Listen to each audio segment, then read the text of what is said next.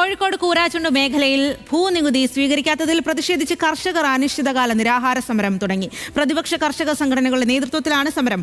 ഓൺലൈനിൽ നികുതി സ്വീകരിച്ച് തണ്ടപ്പേർ ലഭിക്കുന്നതുവരെ സമരം തുടരുമെന്ന് കർഷകർ വ്യക്തമാക്കി.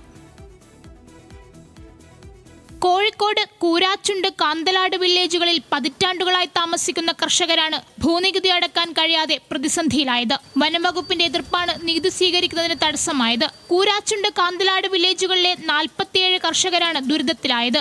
ഓൺലൈനിൽ നികുതി സ്വീകരിക്കാത്തതിനാൽ പ്രദേശത്ത് ഭൂമി കൈമാറ്റവും വിൽപ്പനയും നടത്താൻ കഴിയാത്ത സാഹചര്യത്തിലാണ് കർഷകർ. ഇതോടെയാണ് കൂരാച്ചുണ്ട് വില്ലേജ് ഓഫീസിന് മുന്നിൽ കർഷകരായ കുര്യൻ ചെമ്പനാനി, ബേബി കാനാട്ട് തുടങ്ങിയവരുടെ നേതൃത്വത്തിൽ നിരാഹാര സമരം ആരംഭിച്ചത്.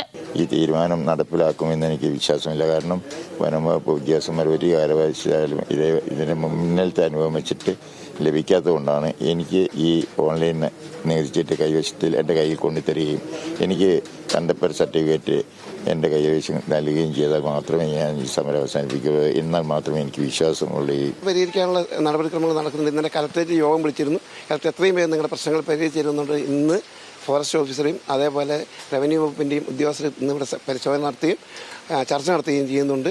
തീരുമാനമായതിനു ശേഷം മാത്രമേ ഞങ്ങൾ മാറുകയുള്ളൂ. പരാതിയെ തുടർന്ന് കർഷകരുടെ രേഖകൾ പരിശോധിച്ച് റിപ്പോർട്ട് നൽകാൻ ജില്ലാ കളക്ടർ ഉദ്യോഗസ്ഥർക്ക് നിർദ്ദേശം നൽകി.